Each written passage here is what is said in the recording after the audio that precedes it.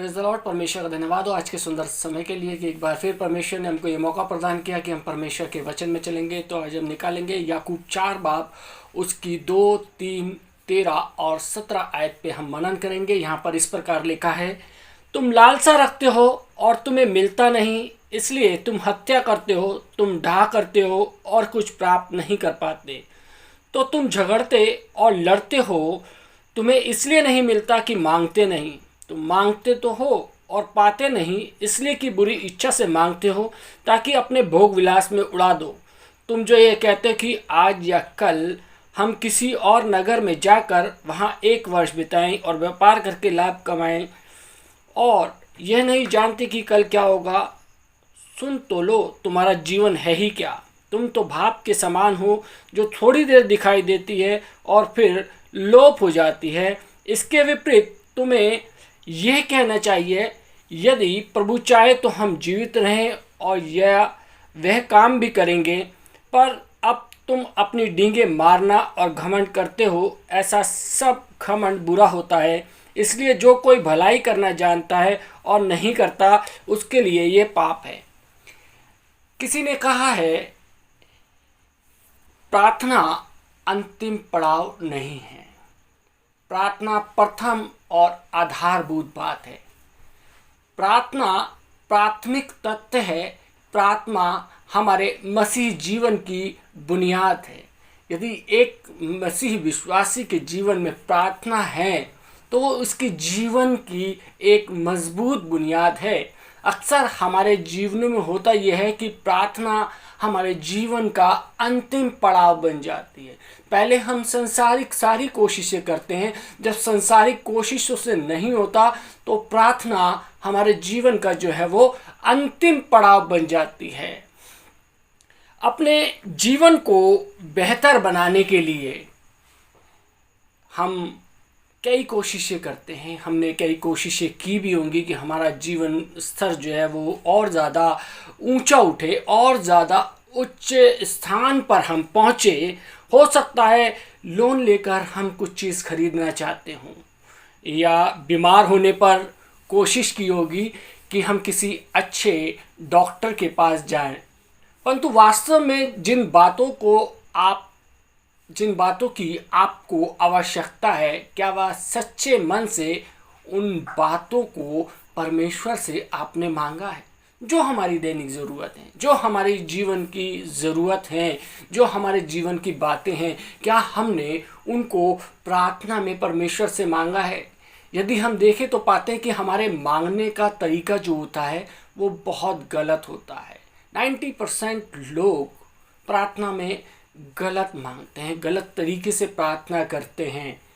हमारा जो तरीका होता है, वो मांगने का तरीका जो होता है वो गलत होता है। परमेश्वर हमारी प्राथमिकताओं की सूची में सबसे नीचे स्थान पर होता है। दुनियावी चीज़ें बहुत ऊपर होती हैं, लेकिन परमेश्वर सबसे नीचे होता है। प्रार्थना हमारे जीवन का अंतिम पड़ाव होती है। इसलिए याकूब कहता है कि तुम्हें इसलिए नहीं मिलता क्योंकि तुम मांगते नहीं। हाँ, ये सच है। यहाँ पर हमने जो परमेश्वर का वचन अभी पढ़ा, यहाँ पे याकूब कहता है कि तुम्हें इसलिए नहीं मिलता कि तुम मांगते नहीं। प्रार्थना के संबंध में कुछ आधारभूत बातों पर हम विचार करेंगे, क्योंकि क्या कारण है कि हमारी प्रार्थनाएं जो हैं वो सुनी नहीं जा रही है। क्या रीज़न है? हम प्रार्थना तो रोज़ कर रहे हैं, दोनों तीनों टाइम प्रार्थना कर रहे हैं, चर्चिस में भी जाते हैं, जगह पर जगह जाके हम प्रार्थना कर रहे हैं या प्रार्थना करवा रहे हैं, लेकिन हमारी प्रार्थना जो है वो सुनी नहीं जा रही है। पहली चीज़, हमारा जो उद्देश्य होता है वो गलत होता है। जीवन में जो बातें हमको सीखना है वो ये है कि हम अंतर कर सकें कि वास्तव में हमारी आवश्यकताएं क्या हैं। हमें ये बहुत ज़रूरी है कि हमारे जीवन की बेसिक ज़रूरतें क्या हैं, बेसिक चीज़ें क्या हैं। ये बहुत ही आवश्यक बात है। और हमारी मांगे क्या हैं? अक्सर जो हमारी मांगे हैं उन्हें हम अपनी आवश्यकताएं समझ लेते हैं। जब हमारी मांगे पूरी नहीं होती तो हम निराश हो जाते हैं, हम हताश हो जाते हैं, हम परमेश्वर पर दोषारोपण करना शुरू कर देते हैं कि परमेश्वर मेरी दुआओं का जवाब नहीं दे रहा है। वास्तव में ये ज़रूरी नहीं है कि हमारी आवश्यकताएं परमेश्वर की दृष्टि में उचित हों। हम में से हर एक शख्स चाहता है कि हमारे पास गाड़ी हो, लग्जरी सुविधाएं हों, वो तमाम वो चीज़ें हों जो सुख संपन्नता से भरपूर हों हमारे जीवन के अंदर। परंतु हमारी आवश्यकताएं क्या हैं और क्या हमारी मांगे क्या हैं, इनमें अंतर करना सीख जाए तो हम निश्चित रूप से यह पता चलेगा कि हमने अपने स्वार्थ को मांग बनाकर परमेश्वर के सामने प्रस्तुत कर दिया है। परमेश्वर हमारे दिलों को देखने वाला परमेश्वर है, वो हमारे मनों को जांचने वाला परमेश्वर है, वो हमारे दिलों को जानने वाला परमेश्वर है। परमेश्वर के लिए यह तो प्रमुख है कि आप प्रार्थना कर रहे हैं, पर उससे भी प्रमुख यह है कि किस बात के लिए आप प्रार्थना कर रहे हैं। यदि हम देखें योना नबी की पुस्तक के 2 अध्याय में, यदि हम ये पढ़े तो पाएंगे कि वो महामच्छ के पेट में था और उसने प्रार्थना की। वो प्रार्थना कर रहा था कि यदि मैं आप में कहता है कि यदि मैं आप में से कोई मगरमच्छ के पेट में हूँ, यदि मैं हूँ या आप हो या कोई भी व्यक्ति मगरमच्छ के पेट में हो, तो क्या हम घुटनों पे वहाँ पर जाते हैं? लेकिन हम यहाँ पर देखते हैं कि योना जो है वो घुटनों पर जाता और कहता है कि हे पिता, कहता है कि वो हे पिता परमेश्वर, किसी भी प्रकार से हमको यहाँ से निकाल दे, किसी भी प्रकार से हमें यहाँ से निकाल दे। हमारी प्रार्थना ये होती।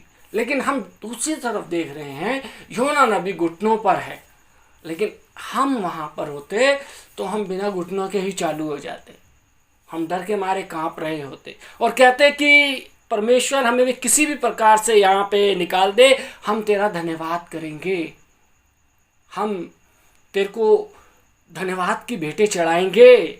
हमारी ये प्रार्थना होती, हम तुझे सब कुछ देंगे परमेश्वर, सारा कुछ तेरे लिए करेंगे, हमें किसी भी तरीके से इस जगह से, इस महामच्छ के पेट से या समुद्र के तल से निकाल दे। परंतु योना की जो प्रार्थना थी वो बहुत ही भिन्न है। उसकी प्रार्थना धन्यवाद की प्रार्थना है। 9वें पद में वह कहता है कि मैं ऊंचे शब्द से धन्यवाद करके तुझे बलिदान चढ़ाऊंगा, जो मन्नत मैंने मानी है उसे मैं पूरा करूंगा, उद्धार यहोवा से ही होता है। संपूर्ण प्रार्थना में कहीं भी योना की व्यक्तिगत आवश्यकताओं का उल्लेख नहीं किया गया है। यदि हम योना नबी की पुस्तक को पढ़ेंगे तो वहां पर उसकी कोई भी व्यक्तिगत प्रार्थना नहीं है, सिर्फ धन्यवाद, सिर्फ धन्यवाद। वे परमेश्वर का गुण अनुवाद कर रहा है, परमेश्वर की महानता को सराह रहा है और उसकी प्रार्थना में परमेश्वर की आराधना हो रही है। उसकी स्वयं की आवश्यकता जो थी वो शून्य हो गई, 0 हो गई। योना प्रार्थना करने में इतना विलीन हो जाता है कि उसके मुख से केवल परमेश्वर के लिए गुण अनुवाद, धन्यवाद, आदर और महिमा ही निकलती है।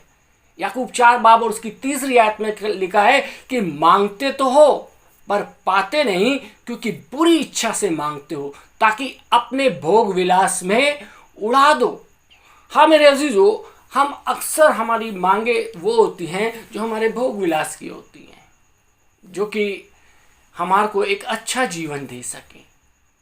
ये हमारे मांगने का तरीका होता है। और अभी हमने देखा कि योना का जो तरीका था वो बिल्कुल डिफरेंट था, वो बिल्कुल अलग था।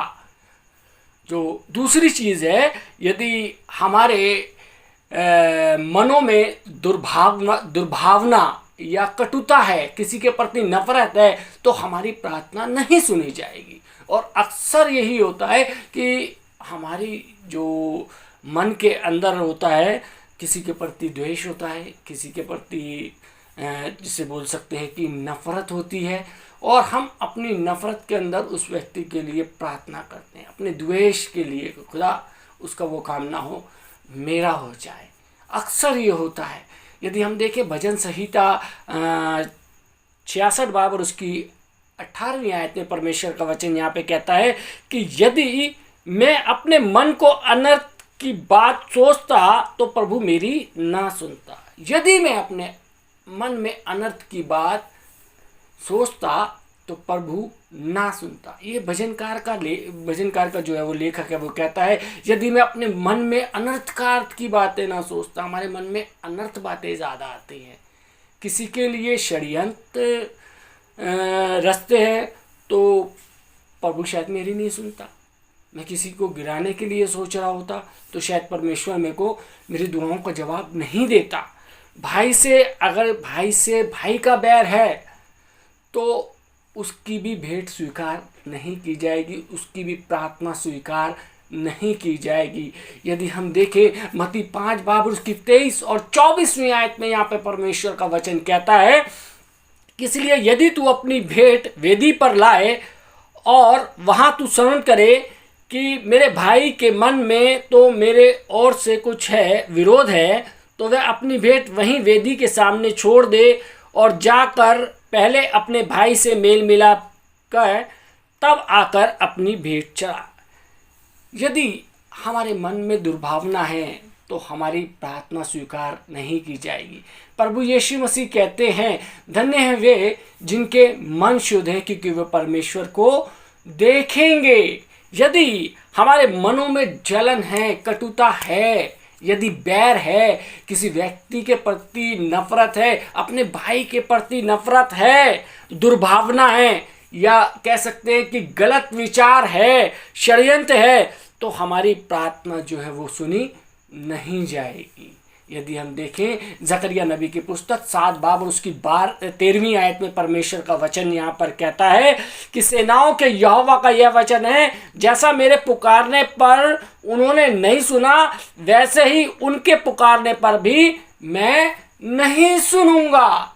कहता है कि जब मैंने पुकारा, जब मैंने अपना वचन दिया तो तुमने नहीं सुना।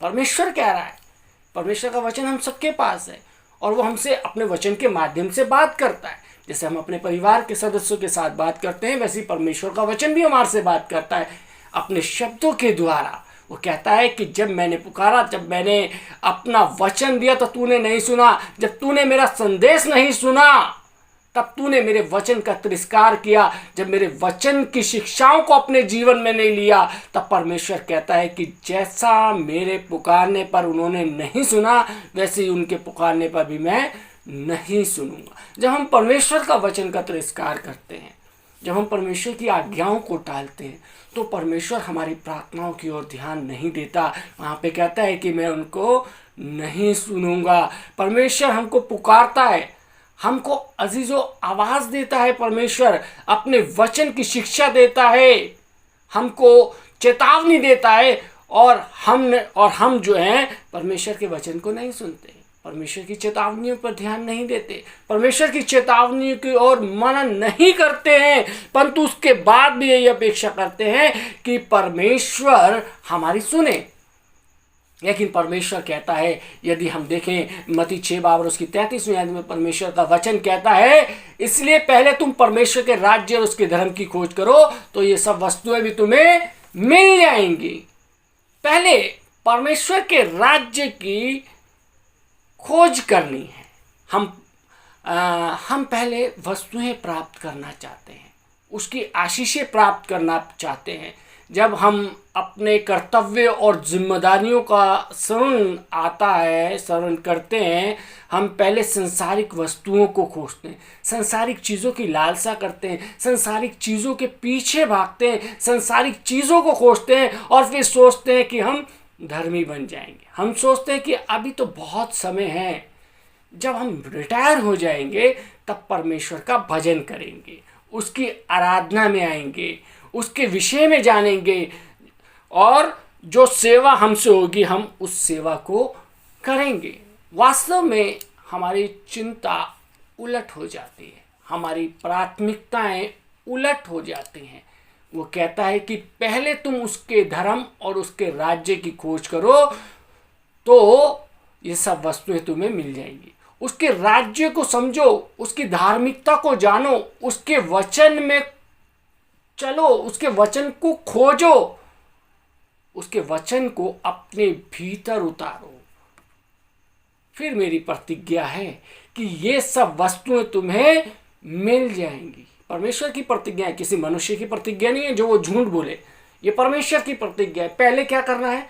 उसके धर्म और उसके राज्य की खोज करनी है, तभी हमारे को ये सारी चीज़ें मिलेंगी। यदि हम देखें याकूब 5 बाब और उसकी 16वीं आयत में यहाँ पे परमेश्वर का वचन कहता है, धर्मी जन की प्रार्थना के प्रभाव से बहुत कुछ हो सकता है।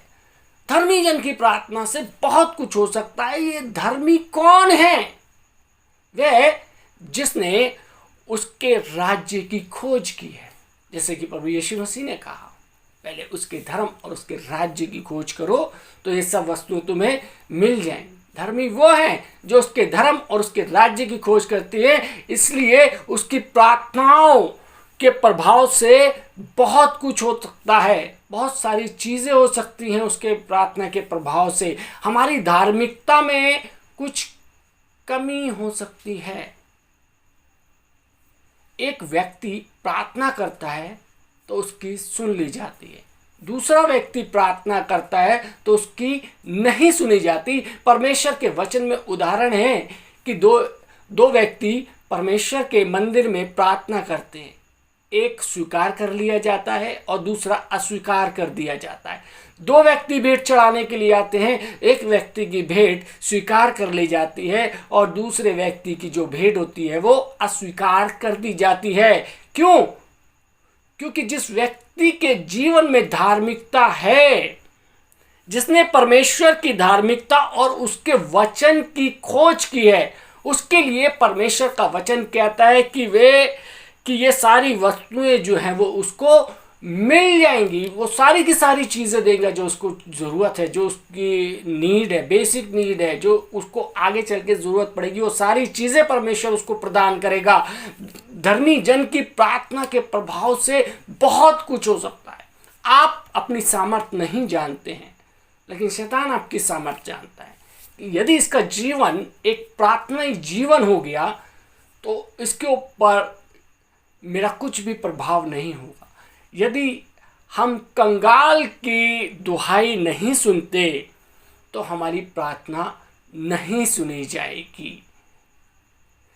नीति वचन में लिखा हुआ है कि जो कंगाल की दुहाई पर कान ना दे, वे जब आप पुकारेगा तब उसकी ना सुनी जाएगी। हो सकता है कि आप कहें कि मेरा जीवन तो बड़ा अच्छा है, मैं कलीसिया में आता हूँ, मेरे बच्चे धार्मिकता के विषय में सीख ले रहे हैं, मेरा जीवन बहुत अच्छा है, मैं वचन की शिक्षा भी देता हूँ। हो सकता है कि आप किसी अच्छे पद पर हों, परंतु यदि कंगाल की दुहाई पर आपने कान नहीं दिया तो जब आप परमेश्वर को पुकारेंगे तो आपकी प्रार्थना पर भी परमेश्वर ध्यान नहीं देगा।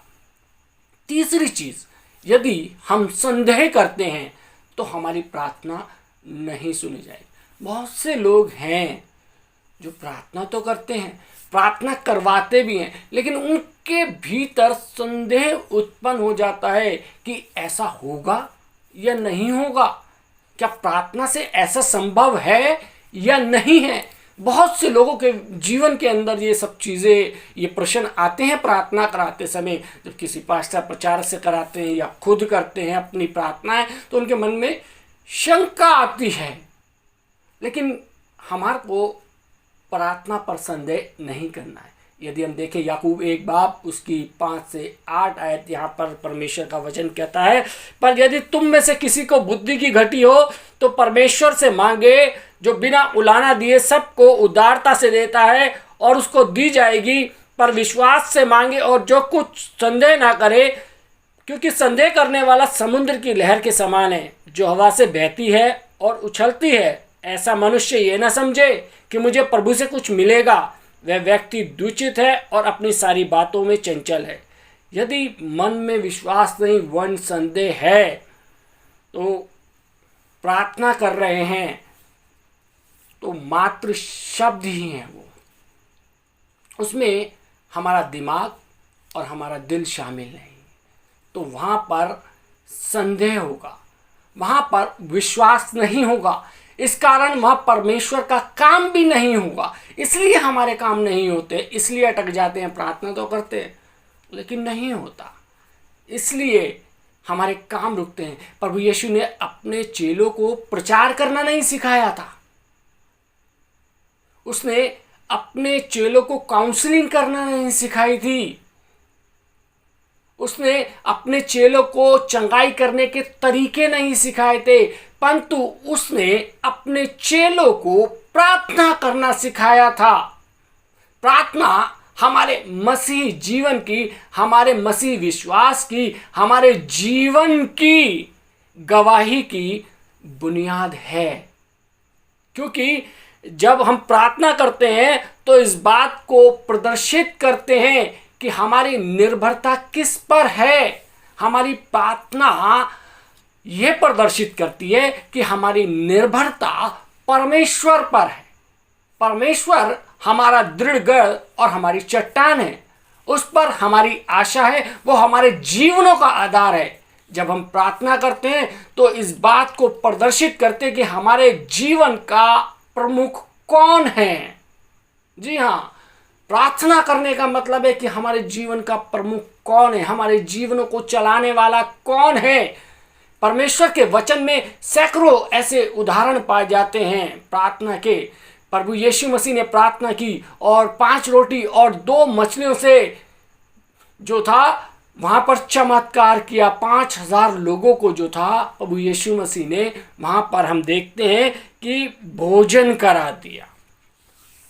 नाइन नामक नगर के अंदर यदि हम देखें तो प्रभु यीशु मसीह ने प्रार्थना की और वहां पर जो शव यात्रा जा रही थी, जहां वो जगह मातम हो रहा था, वो शव यात्रा एक विजयी जुलूस में बदल गई, क्योंकि वह जवान जीवित हो गया था। प्रभु यीशु मसीह ने प्रार्थना की सामर्थ्य के द्वारा उस जवान को जीवित कर दिया।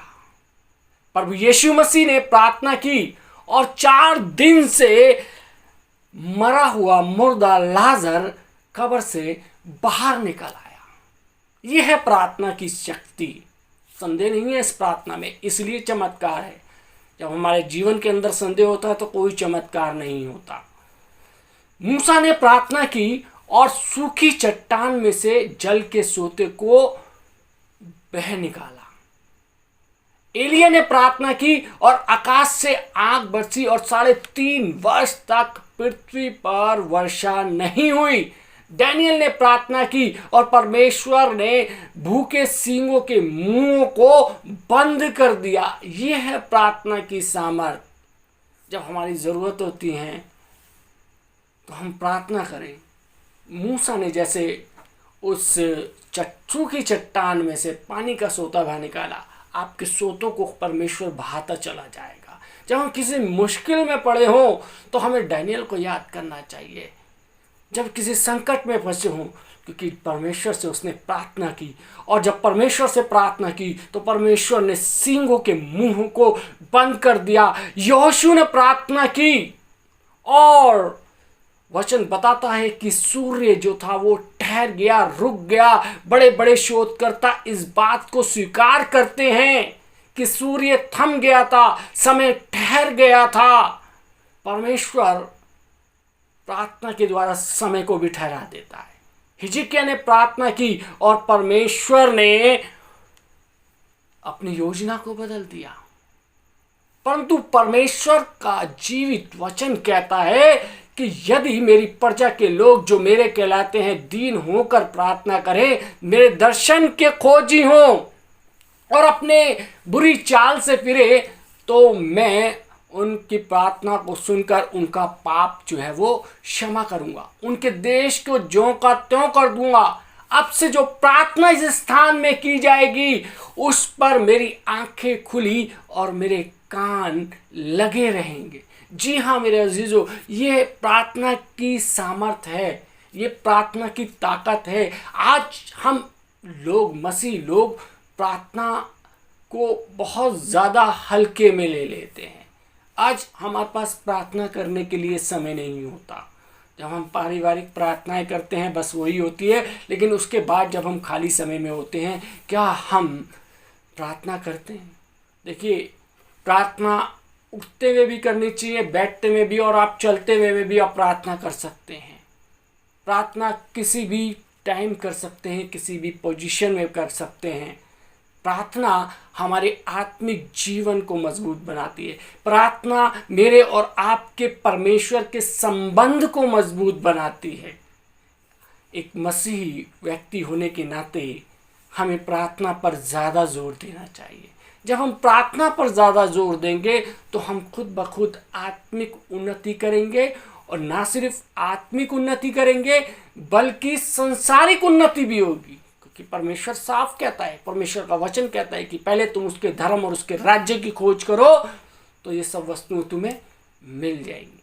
सांसारिक चीज़ों को पीछे छोड़िए, पहला स्थान परमेश्वर को दीजिए अपने जीवन में। परमेश्वर अंतिम नहीं होना चाहिए, परमेश्वर हमारे जीवन का प्रथम उद्देश्य होना चाहिए।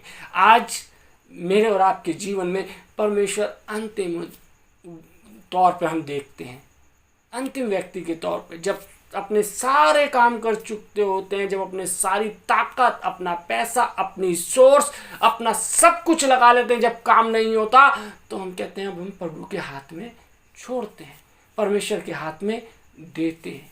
यही चीज़ आखिरी में करने की बजाय हम शुरू में करें, पहले करें। परमेश्वर के हाथों में अपनी परिस्थितियों को सौंपें, परमेश्वर से प्रार्थना कीजिए, परमेश्वर आपके परिवार को बहुत आशीष दे। आमीन। आइए हम दुआ मांगे। महान सामर्थ्य पिता परमेश्वर, धन्यवाद देते हैं आज के सुंदर वचन के लिए कि खुदावन जिसमें बताया गया कि हमारे को किस तरीके से प्रार्थना करनी चाहिए। हमारे जीवन का उद्देश्य परमेश्वर आप सर्वप्रथम होना चाहिए, अंतिम नहीं। ये संसार अंतिम होना चाहिए प्रभु जी, आप प्रथम होने चाहिए हमारे जीवन के अंदर। प्रभु जी हमारे को इतनी सामर्थ्य दे कि हमारा जीवन एक प्रार्थनामय जीवन हो परमेश्वर। हम अपने तमाम संसारिक कार्यों को छोड़कर परमेश्वर तुझसे प्रार्थना करने वाले हो सके, तुझसे बातचीत करने वाले हो सके। हम जानते हैं कि परमेश्वर तू अपने वचन के माध्यम से हमसे बात करता है, प्रार्थनाओं का दुआ तू परमेश्वर हमारे को जवाब देता है। जब भी हम पुकारते हैं परमेश्वर तू हमारी दुहाई की ओर कान लगाता है। हमारे जीवनों को खुदा परमेश्वर तो अपने नाम का हम जलाल के लिए इस्तेमाल कर। और परमेश्वर जितने लोगों ने परमेश्वर आज का ये वचन सुना है परमेश्वर, उनके जीवनों को परिवर्तित कर दे, उनके जीवन की समस्याओं को खुदा परमेश्वर के जीवन से दूर कर परमेश्वर। इन सबों के परिवारों पे, इनके घरों पे, इनके रोजगारों पे, इनकी भविष्य की तमाम योजनाओं पे आपकी आशीष यीशु मसीह के नाम से मांगते हैं। आमीन।